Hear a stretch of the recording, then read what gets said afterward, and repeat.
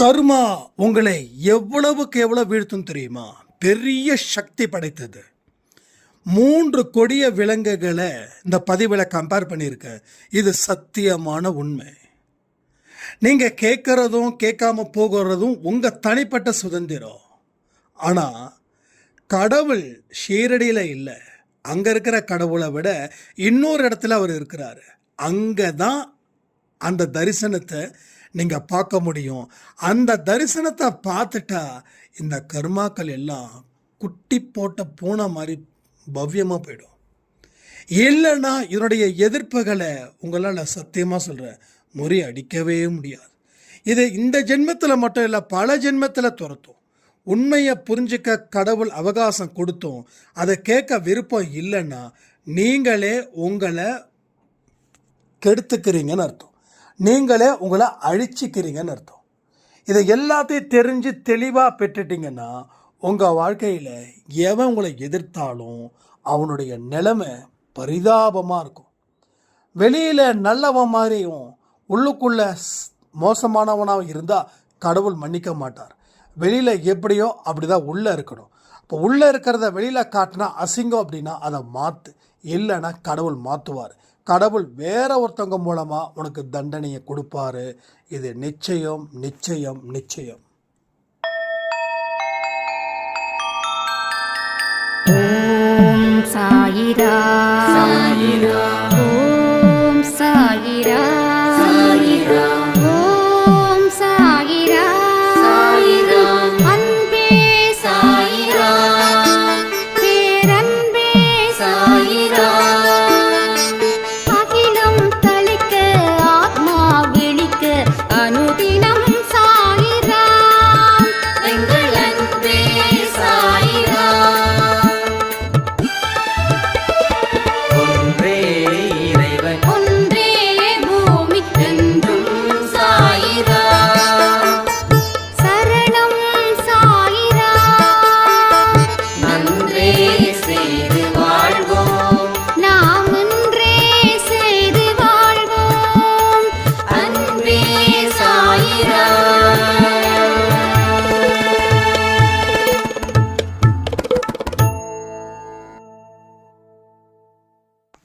சாயிரா. என் உயிரின் உயிரானவர்களே, கடவுளுடைய மனசு குழந்தை மனசு போல. உங்க மனசுல எந்த மாதிரி எண்ணங்களை விதைக்கிறீங்களோ அந்த மாதிரியான முகத்தை நீங்க பார்க்கலாம் சாயப்பா கிட்ட. நான் நிறைய தடவை சாயப்பா கோயிலுக்கு போகும்போது சில நேரத்தில் அவரோட முகம் அமைதியாக இருக்கும். அப்போது நான் நினைப்பேன், ஓகே நாம் கரெக்டாக இருக்கோம். சில நேரத்தில் அவரோட முகம் சிரித்தது போல இருக்கும். ஓகே, நாம் நல்லா வாழ்ந்துக்கிட்டு இருக்கோம், கடவுளை சந்தோஷமாக வச்சுருக்கோம். இன்னும் சில நேரத்தில் குழப்பமாக இருக்கிற மாதிரியே இருக்கும் அவரோட முகத்தை பார்க்கும்போது. அப்போ நான் யோசிப்பேன், என்ன இன்னைக்கு இவரோட முகம் ஒரு மாதிரி குழப்ப ரேகையில் இருக்கே, சிரிச்ச முகத்தில் இல்லை. Okay, something is wrong. யாருக்கு? சாய்பாவுக்கு இல்லை, நமக்கு. அப்போ ஒரு குழப்பத்தில் நாம் இருக்கிறோம். ஏதோ ஒரு இடத்துல சரியாக முடிவெடுக்காமல் இருக்கோம். ஆனால் முடிவு எடுத்தது போலவே இருக்கும். ஆனால் கடவுள் நீ தப்பாக முடிவெடுத்துட்ட அப்படின்ற ஒரு விஷயத்தை நம்ம மனசுக்குள்ளே விடுறாரோ அப்படின்ற மாதிரி தோணும். அப்போது நான் யோசிப்பேன், என்னமோ ஒரு விஷயம் நடந்திருக்குது அப்படின்னு ரீசெக் பண்ணும்போது, ஓகே, இது சரியான முடிவு இல்லை, இந்த முடிவு வேறு விதமான தீய பலனை கொடுக்குமே அப்படின்னு ஒரு புரிதலை அவர் கொடுப்பார். அடுத்தது சம்டைம்ஸ் ரொம்ப கோபமாக இருப்பார். அப்போ என்ன, இன்னைக்கு இவர் இவ்வளோ கோபமாக இருக்காரு, முகம் எல்லாம் வேற மாதிரி இருக்கே அப்படின்னு. அப்போ நான் உடனே நினைப்பேன், என்னமோ இன்னைக்கு யாருக்கிட்டேயோ வரம்ப மீறி பேசியிருக்கோம் அப்படின்னு நினைக்கும்போது யாரை வரம்பு மீறி பேசுகிறோமோ அவங்களுடைய உருவத்தை மனசில் கொண்டு வருவார். இப்படி 4 முகம் அவர்கிட்ட இருக்கு. அமைதி, சந்தோஷம், குழப்பம், கோபம். இந்த 4 எண்ணங்கள் தான் ஒரு மனுஷனை ஆட்டி படைக்குது. நீ மற்றவங்க மேலே கோபமாக இருந்தா சாய்ப்பா உன் மேலே கோபமாக இருக்காரு. நீ உன் வாழ்க்கையை அமைதியான வழியில் வழி நடத்தினா சாய்ப்பாவோட முகம் அமைதியாக இருக்கு. நீ சந்தோஷமாக எல்லாருக்கும் சிறப்பாக ஒரு வாழ்க்கையை நீ கொடுத்த அப்படின்னா சாய்ப்பா சந்தோஷமாக இருக்காரு. அதே போல் நீ ஏதோ முடிவெடுக்க முடியாமல் தடுமாறிட்டு இருக்கிறியோ இல்லை தப்பான முடிவை எடுத்தாலோ அதை அவர் காமிச்சு கொடுக்குறார். ஸோ இந்த மாதிரி 4 விதமான முகபாவனைகள் அவர்கிட்ட இருக்கு. இது எத்தனை பேர் நீங்கள் ஃபீல் பண்ணியிருக்கீங்கன்றதை கமெண்ட்டில் கமெண்ட் பண்ணுங்கள். இதை எல்லாராலையும் ஃபீல் பண்ண முடியாது, ஒரு சிலரால் மட்டும்தான் ஃபீல் பண்ண முடியும். ஆனால் நிச்சயமாக சொல்கிறேன், அன்பே சாயில 100 பேருனா 50% மக்களாவது இந்த மாதிரி நிச்சயமாக ஃபீல் பண்ணியிருப்பாங்க. ஸோ ஃபீல் பண்ணால் நாம் வாழ்க்கை கடவுளுடைய வழியில் போய்கிட்டு இருக்குது. நம்ம வாழ்க்கை கடவுளுடைய உத்தரவின் படி அது நடக்குது. நாம செய்ய வேண்டிய காரியங்கள் எல்லாமே பரிசுத்தமாக இருக்குது. மற்றவங்களை நாம் எந்த அளவுக்கு வச்சிருக்கிறோமோ அதை பொறுத்து தான் அவர் நம்ம கூட இருக்கிறது போல வாழ முடியும். இதை எல்லாத்தையுமே உணர்வு ரீதியாக நீங்கள் உணர முடியும். வாழ்க்கையில் வாழ்வதற்கு தேவையான அத்தனை முயற்சிகளையும் நீங்கள் அவருடைய வழியில் போகும்போது எல்லா விஷயங்களும் உங்களுக்கு நடக்கும்.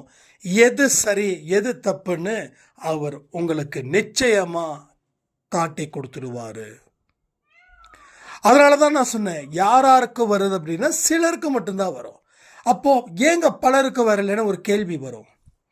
அதுக்கு ஒரே காரணம், கடவுளுக்கும் இவங்களுக்கும் சம்பந்தம் இல்லாமல் ஒரு வாழ்க்கையை வாழுவாங்க. ஒரு பிரச்சனை இருக்கும்போது மட்டும் கடவுளை நெருங்குவாங்க. அன்பே சாய் குடும்பத்தில் நிறைய பேர் இருக்காங்க. அதே போல் நெருங்கி இருக்கும்போது பிரச்சனைகள் அதிகமாக வந்தால் நெருக்கத்தை விட்டுடுவாங்க.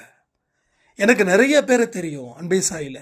ஆனால் யாருக்கிட்டையும் தனிப்பட்ட முறையில் நான் எந்த ஒரு விவாதத்தையும் இல்லை நீங்கள் இப்படி தான் அப்படின்னு சொல்லி வைக்கவும் இல்லை. இந்த 2 விதத்தில் நீங்கள் இருந்தீங்கன்னா தயவு செய்து மாற்றிக்கோங்க. ஏன்னா உங்கள் வாழ்க்கையில் இன்னும் கர்ம வினைகளை சந்திக்கக்கூடிய நிலையை நீங்கள் வந்துட்டீங்கன்னா உங்களால் சந்திக்கிறது ரொம்ப கஷ்டமாக போயிடும். ஒரு பெரிய சவாலாக போயிடும். வாழ்வதற்கே ஒரு பெரிய சவாலாக போயிடும்.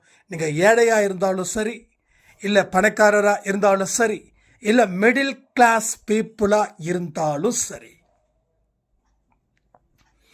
ஏன்னா கர்ம வினைகள் அப்படின்றது ஒரு பெரிய முதலை, பசி எடுத்து இருக்கிற ஒரு முதலை, பசியோடு இருக்கிற ஒரு முதலை, மதம் பிடிச்ச யானை, வெறி பிடிச்ச நாய்.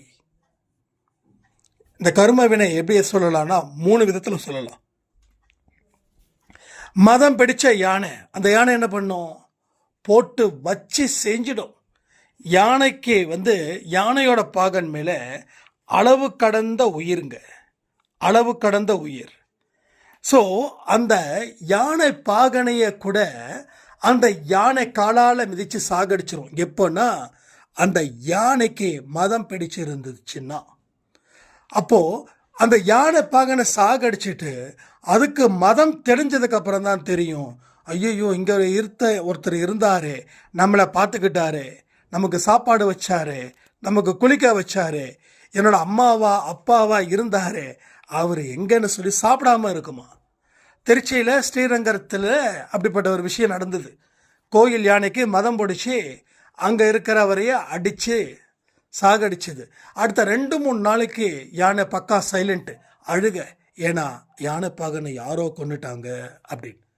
அப்போ கர்ம வினையை என்ன பண்ணலாம்? இஸ் கம்பேர் வித் மதம் பிடிச்ச யானை.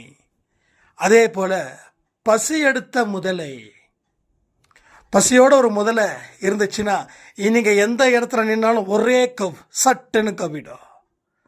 அதுக்கு யார் என்ன எதெல்லாம் தெரியாது. சிங்கம், புலி, அது மாதிரி எதை வேணாலும் சொல்லலாம். காட்டு விலங்குகள் எதை வேணாலும் சொல்லலாம். பசிக்காக நம்ம தான் உணவு அதுங்களுக்கு. அப்போது உன்னோட கர்ம வினை அப்படி தான் உன்கிட்ட இருக்கு. ஆனால் நீயும் அது பூனையாக நினைக்கிற. சத்தியமாக அது பூனை கிடையாது. அது ஒரு மதம் பிடிச்ச யானை, பசி எடுத்த முதலை, வெறி பிடிச்ச நாய். இதை புரிஞ்சுக்கோங்க. இதை புரிஞ்சுக்கிட்டு வாழ்க்கையை வாழ்ந்து பாருங்க. வாழ்க்கையில் முதல்ல பயம் ரொம்ப ரொம்ப முக்கியம், ரொம்ப முக்கியம். சில பேர் சொல்லுவாங்க எனக்கெல்லாம் வாழ்க்கையை பற்றி பயம் இல்லைன்னு, ஆனால் தொடை நடுங்கியாக இருப்பாங்க. சில பேர் நான் அதை பண்ணுவேன் இதை பண்ணுவேன் அப்படின்னு சொல்லுவாங்க, ஆனால் எதையும் பண்ண மாட்டாங்க. சில பேர் வெளி வேஷத்துக்கு ராஜா போல இருப்பாங்க, உள்ளுக்குள்ளே தொடை நடுங்கியாக இருப்பாங்க. ஸோ பயம் ஒத்துக்கிறது நல்லது. பயம் இல்லைன்னு யாராவது சொன்னால் அதை நம்பாதீங்க. நீங்கள் கூட யார்கிட்டையாவது எனக்கெல்லாம் பயம்லாம் இல்லைன்னு சொல்ல வேண்டிய அவசியமே இல்லை. எஸ், நான் பயப்படுவேன், கடவுளுக்கு பயப்படுவேன், அநியாயம் செய்ய பயப்படுவேன், பாவம் செய்ய பயப்படுவேன்னு சொல்லுங்கள். உங்கள் மனசை, உங்கள் இடத்த நீங்கள் சுத்தப்படுத்துங்க. உங்கள் பியூரிட்டி எந்த அளவில் இருக்கோ அந்த அளவுக்கு கடவுள் நிரந்தரமாக உங்கள் இதயத்தில் குடியிருந்து ஆட்சி செய்யக்கூடிய சர்வ அதிகாரம் பெற்றவரா நம்ம சாயப்பா ஒரு அரசனை போல இருப்பார். ஒரு அரசனை போல இருப்பார். நீங்கள் அரசனோட குழந்தைங்க. உங்களை யாராவது கை வச்சிட்டாங்க அப்படின்னா நிச்சயமா அவன் என்ன சொல்கிறது, தலையில்லாத முண்டம் போல இருப்பான். இப்படி தான் எல்லாருடைய விஷயத்துலையும் சாயப்பா இருக்கிறாரு. யாராவது ஒரு சாயப்பாவோட குழந்தைய எதிர்த்து நின்றுட்டாங்க அப்படின்னா அவர் கொடுக்கக்கூடிய ஆட்டமே வேற லெவலில் இருக்குங்க. நான் அது நிறைய என்னுடைய பர்சனல் லைஃப்லேயே அந்த எக்ஸ்பீரியன்ஸை நான் பார்த்துருக்கேன். நமக்கு எதிராக, அதாவது நியாயத்திலையும் தர்மத்திலையும் இருக்கிறவன் அவன் சாயப்பாவோட குழந்தையா இருந்துட்டான் அப்படின்னா எதிராக எவனாவது நின்று பேசுனா, இல்லை எதிராக சதிவலையை உருவாக்கினா, இல்லை எதிராக தப்பாக அசிங்கமாக பேசினா அப்படின்னா ஆட்டோமேட்டிக்கலி அவனுடைய வாழ்க்கை தகன தத்துவம் போடும். அதாவது நிலநடுக்கம் வந்தால் எப்படி, அதாவது 24 மணி நேரமும் பூமியில் நிலநடுக்கம் இருந்தால் என்ன ஆகும், அது மாதிரி நடக்கும்.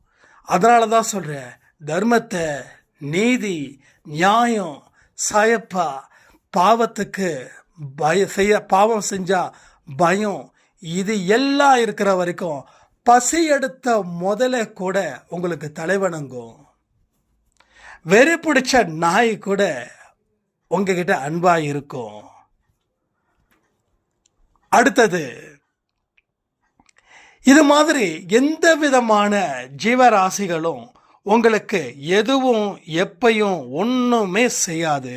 இதை நீங்கள் நல்லா புரிஞ்சுக்கிட்டீங்கன்னா உங்கள் வாழ்க்கையில் மிகப்பெரிய ஒரு தாக்கத்தை உங்களால் ஏற்படுத்த முடியும்.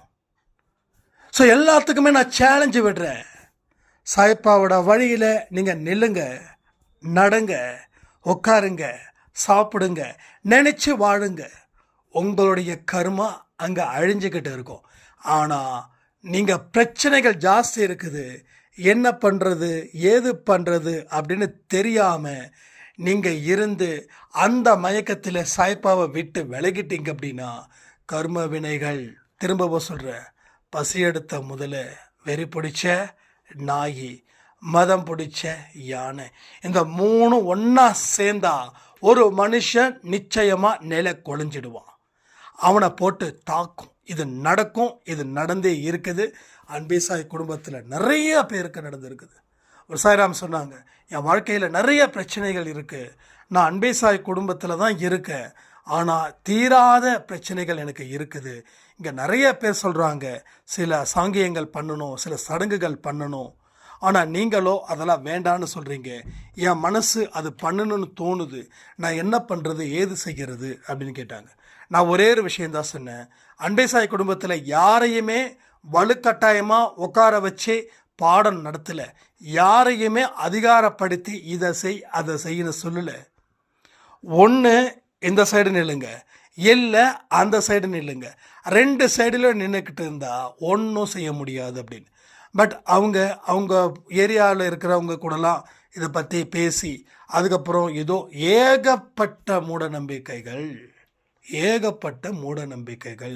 ஒன்றா இரண்டா, ஒன்று இல்லை, ரெண்டு இல்லை, கிட்டத்தட்ட ஏகப்பட்ட 1,00,000 இந்த 1 இயரில் இழந்திருக்காங்க. எவ்வளோ? 1,00,000. அவங்க போகாத கோயிலே இல்லை, பண்ணாத சாங்கியமே இல்லை.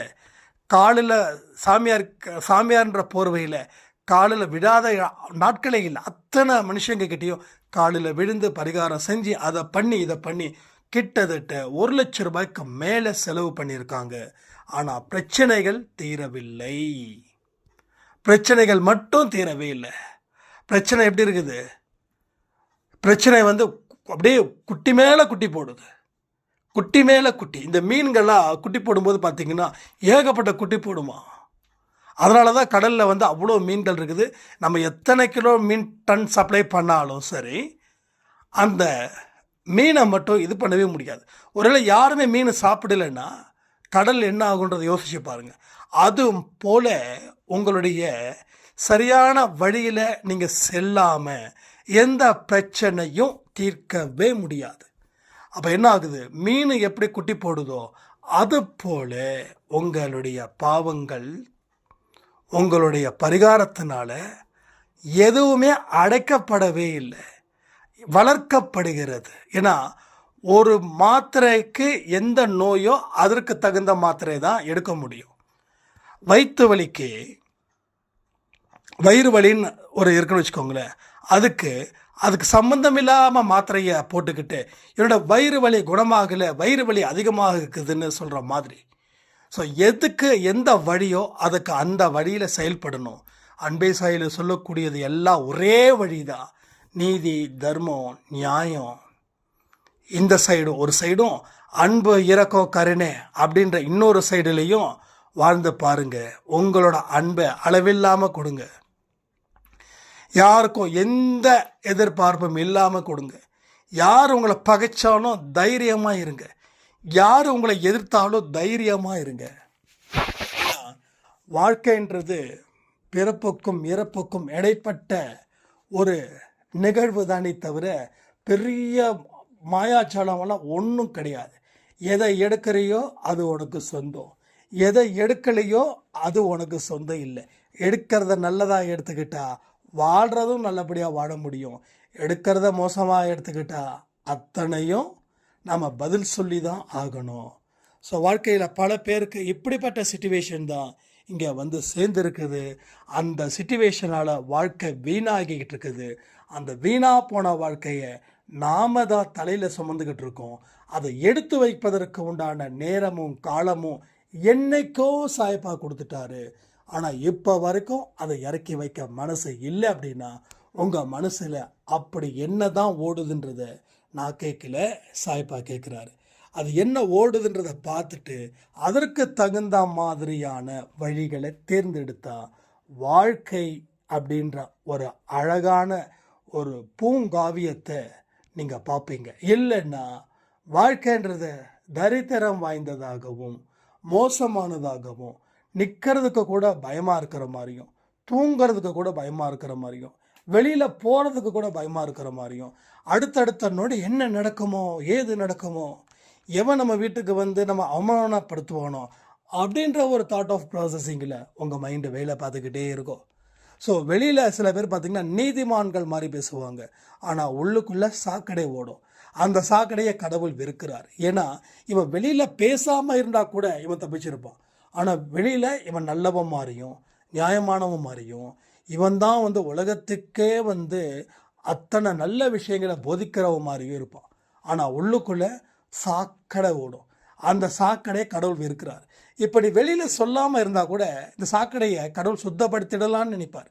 ஆனால் நீ வெளியில் சொல்லி ஒரு பெரிய வேஷத்தை நீ ஏற்படுத்துகிற, ஆனால் உள்ளுக்குள்ளே ஓடுவது என்னவோ பெரிய சாக்கடை.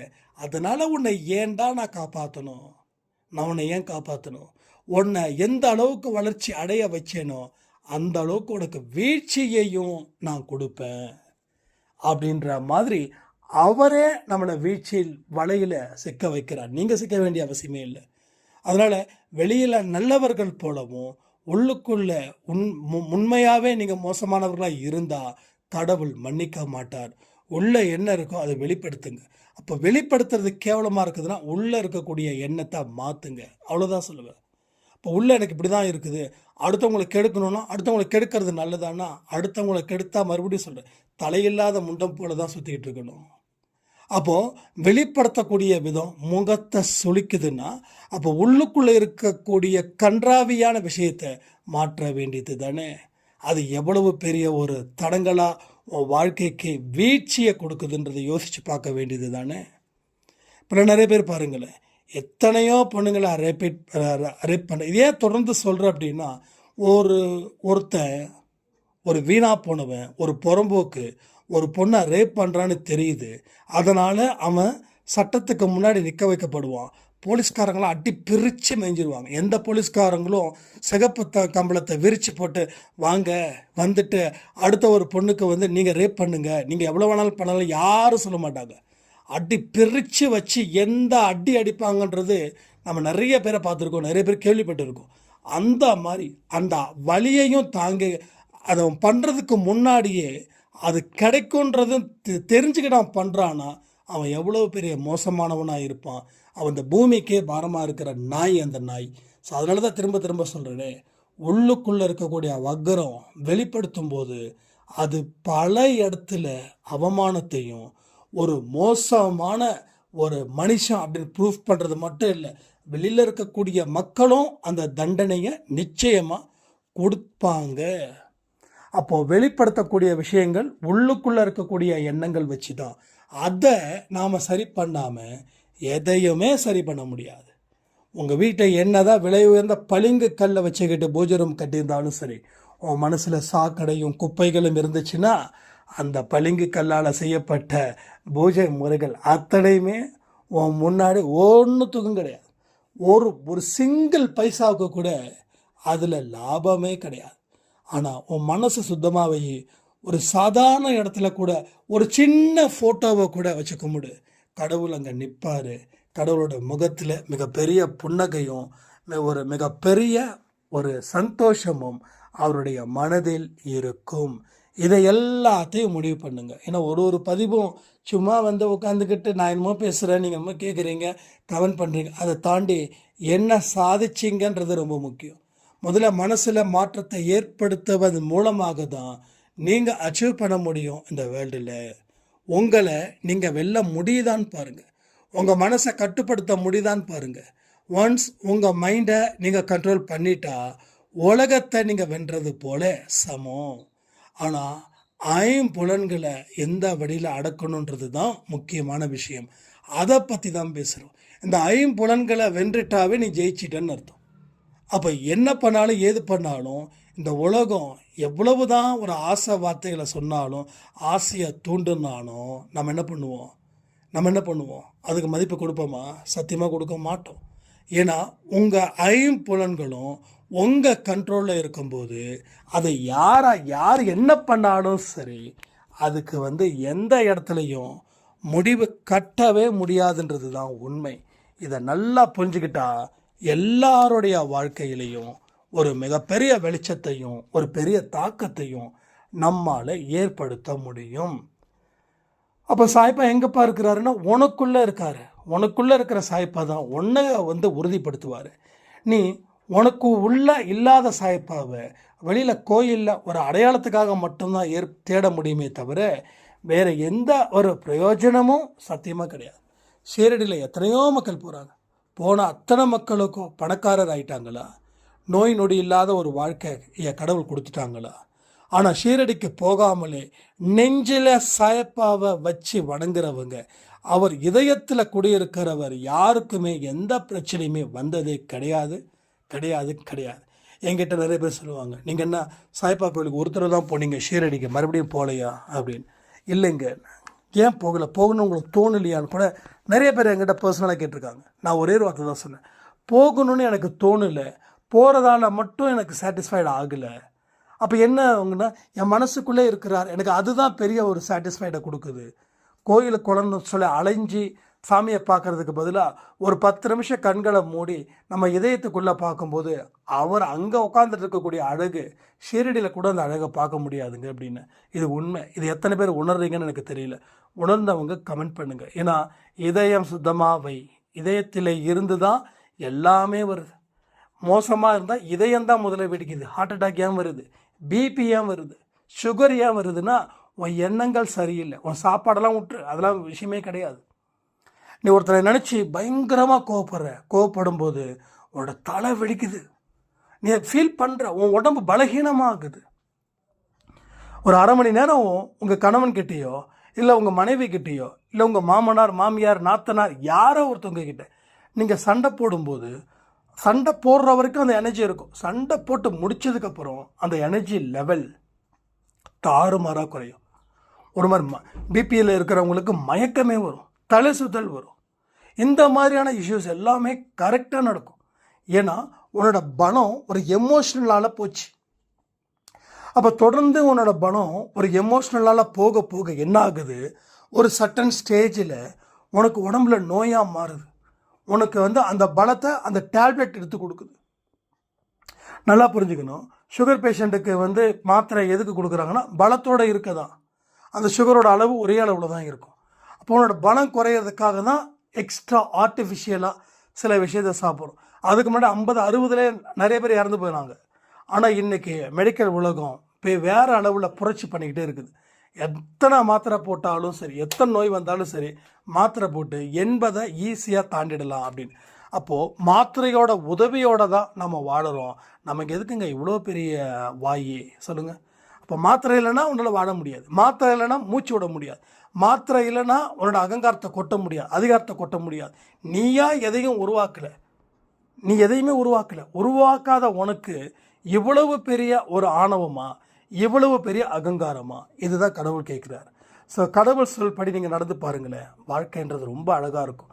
எவன் உங்களை எதிர்த்தாலும் சரி, அதை பற்றி நீங்கள் கவலையோ கண்ணீரோ விடவே மாட்டீங்க. அப்படிப்பட்ட ஒரு வாழ்க்கையை நீங்கள் அமைக்கலான்னு சொல்லி